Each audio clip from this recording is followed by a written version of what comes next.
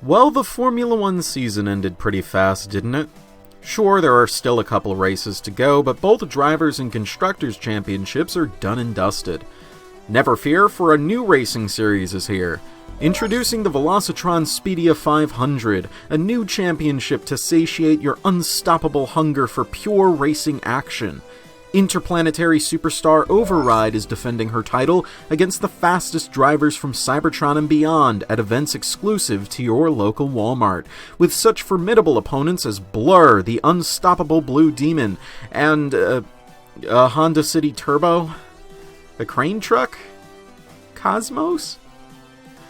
Fun and games aside, it's no secret that I'm nothing if not a huge Cybertron fanboy. Optimus, we should tell people that we're fanboys. Not a bad idea. It's also no secret that Transformers fans are nothing if not hard to please. Just food for thought. Welcome to Kit Reviews. My name is Kit, and today we'll be taking a look at Transformers Legacy, Voyager Class, Cybertron Universe, Override. This figure was released in 2022 as a Walmart exclusive. At first glance, Legacy Override transforms into a stunningly accurate recreation of the original Cybertron figure's alternate mode, and at second glance too. However, the more time I've intimately spent with this figure, the more I've become hyper-aware of its flaws. Before I get on to that, I'll happily admit that all of the major hallmarks of that car mode I fell in love with so long ago are all here. The front end has its large sweeping fenders, the slightly covered front tires, the ornately framed cockpit window and accompanying exposed head, the Speedline-esque taillights, even the engine cover has identical sculpt work even if it goes unpainted on the Legacy version. My problem is, well, the proportions are just pure jank. Ignoring the gaps I mentioned in my last review, Cybertron Override looks solid and whole, while Legacy Override's rear end looks like it was meant for a deluxe and not a Voyager. It reminds me of an early 2010s Formula One car in the worst way, with a wide, sprawling front end and a high, skinny back end. It doesn't help that the front axle is wider than the rear one either. The headlights, one of Override's most distinguishing features to me, are rendered poorly here. They don't come together nearly enough, not to mention the lack of bronze or gold paint on them.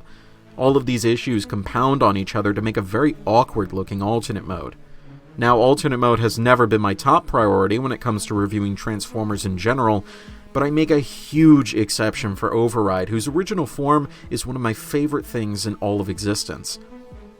We now know that this toy was eked out of nothing more than a retool budget, a retool of Studio Series Hot Rod to be specific, so it's frustrating to think about how much better this car could look given the same resources as any other new mold, and this comes from a long line of frustrations regarding the inclusion of Cybertron in Chug. Siege Galaxy Upgrade Optimus Prime was a figure that I detested, despite wishing that I loved it just as much as everyone else seems to. Legacy Metroplex is over 4 times the retail price of his original toy, with what seems like half the play value, and Select's Hotshot, well, I actually like that one.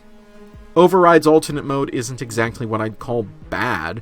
It certainly looks better than Legacy Hotshots, but the compromises are obvious and glaring to me, which doesn't help when I have such a high standard for this specific alt mode. There are some highlights here that make me wistfully wonder what could have been had she been given a full budget. At first I thought the shrunken cockpit was yet another visual flaw thrown into the mix. I've since come to appreciate it as more representative of the single-seater race cars I've come to adore. In place of the thighs on the original, Legacy Override's arms are visible near her floor, though her painted bronze pipes look very natural here. Most importantly, all 4 of her wheels are not only cast in translucent red and painted in gold similarly to her original figure, but they're all pinned too! This is probably in part because translucent pegged wheels would snap more easily during assembly, but I'm not going to look this gift horse in the mouth. Around the back of Override's engine cover is a slot that was deliberately designed to fit an original Cyberplanet key, much to my delight. Sadly, she lacks a spring-loaded gimmick of any kind to go with it, but callbacks like this are always fun to see. Unfortunately, while the two gun barrels are adjustable, as we'll soon see in robot mode, there's not enough space here in vehicle mode for them to flip forward, so the most play you'll be able to get out of them is plugging some blast effects into their tips to look like rocket boosters. Legacy's transformation is very similar to the original, except it's all manual. As much as spring-loaded gimmicks tickle my fancy every now and again, this change was probably for the best, as it allows for much more solid modes and far less frustration overall. It starts with untabbing the windshield from the legs, ironically the least secure part of the whole ordeal. Said legs actually swing out like the on-screen model implied, which is a nice touch, and the kibble between them splits and folds away nice and clean. The arms are nestled into the chassis solidly. Not only do the shoulders mesh together, but the fists actually grip some pegs in what will become Override's spine. That's one of my favorite transformation tricks in general, and I'd like to see it used more in the future. Those wrists are also required to swivel for transformation, something else I haven't seen too often. As we'll see shortly, the sliding mechanism upon which the shoulder assemblies sit was a great idea to slim down Override's physique, but the locking tabs are a little awkward for me to access. There's definitely a trick to it, but even once you have it down, it still feels like you're forcing things a bit. Fortunately, the end result is just as solid as where we started.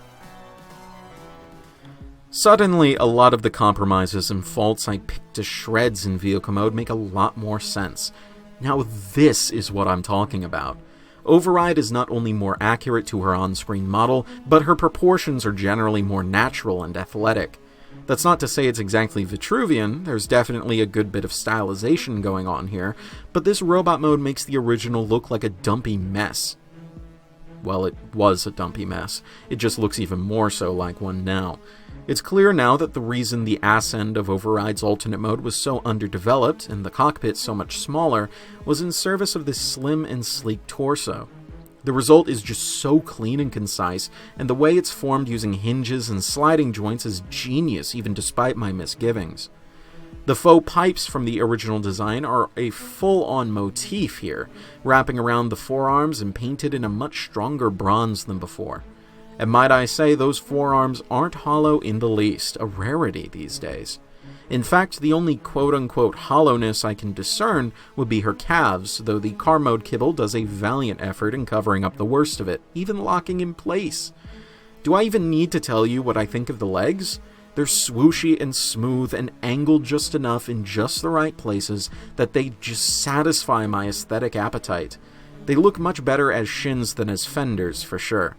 It's still a shame about the lack of painted headlights. They would have looked wonderful here. Around the back, you'll be happy to know that she can actually stand using heel spurs that touch the ground and everything. Finally, and inevitably, we reach the head sculpt, and it is simply gorgeous. If there's one aspect of modern Transformers design in which I have no problem with show accuracy reigning supreme, it's head sculpts, and Override's is perfect. It's almost as if Hasbro hacked into Gonzo's archives and imported the original model into their CAD files. It's that dead on. The paintwork is almost perfect, though my copy has a bit of the red from her crest bleeding onto her nose. That said, I'm surprised there's this much paint on the head. Red crest and chin guard, blue eyes and crest, gold face, everything's here. Definitely a step above the orange face of the original Cybertron release. Strangely, the back of Override's head is cast in translucent red, as if she was meant to feature light piping. I'm not sure red eyes would have worked as well. Override's soul accessory is actually usable in this mode, though it can store away in its vehicle mode location as you see fit, and can stay there throughout transformation as I demonstrated. Like I mentioned earlier, the two gun barrels are manually deployed and are blast effect compatible, and also seem to have the sloppiest paintwork out of the whole package. On Override's back, we now get a glimpse of some new sculpted detail mimicking the fold-around panel of her backpack containing the transformation trigger. Legacy Override features 22 dedicated points of articulation, but only uses them to middling effect. Sadly, she stalls on the starting grid by having such a limited ball-jointed neck, it's only really usable as a simple swivel. Her waist similarly does her no favors. It's capable of spinning all the way around in theory, but her backpack limits her to about 5 degrees in either direction. Otherwise, she's as limber as can be reasonably expected. Her elbows only curl to right angles, though her knees make up for it somewhat with a much deeper bend. Wrist swivels are always welcome to see, as while they're more common nowadays, they're still not exactly standard yet. Finally, her ankles can pivot very naturally, allowing for more dynamic poses. Throw in a figure display stand, and you can get all kinds of epic shots with her, including the one I use for the thumbnail of this video. As you've probably noticed, I'm of two minds regarding this figure. While many sing Override's praises without reservation, I hesitate to call this the update Cybertron has deserved for so long.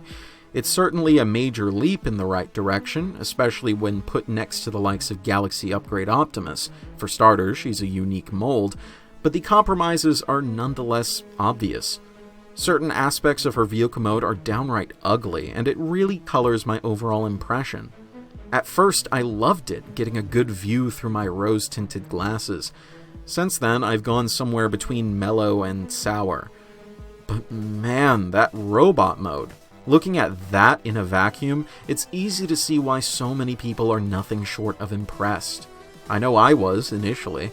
It makes the compromises easier to stomach. Clearly, whoever was tasked with making this figure from the ground up put a lot of love and effort into it, something that I feel isn't too common in Transformers nowadays. It's a love letter to everything I liked from that era, and really, that era isn't truly gone. Override wasn't one of my childhood treasures. I bought her online for less than the price of a modern deluxe. Hasbro can make toys that aren't to my taste forever from this point onward, but they can't get rid of the ones that came before. Only the ravages of time can. That's the attitude I have whenever I see fans complain about their childhoods being ruined, though I admit this isn't common these days. What came before still exists. You can still experience it. Sure, you can't experience it the same way, but it's not gone. So while I've bitched and moaned about Legacy Override's alternate mode being subpar, the original is still perfectly amazing, and vice versa for robot mode. Both of these figures have an indispensable place in my collection. So yes, I do have problems with the mold, but that doesn't stop her from being anything less than galactic. If you liked this video or otherwise found it helpful or informative, then please subscribe for more reviews like this in the future, and feel free to suggest topics for future reviews in the comments. When we return, you, the audience, have decided that I need to jump backwards a good decade to look at a supremely stunning bike bot. This has been Kit Katastrophe. Transform and roll out.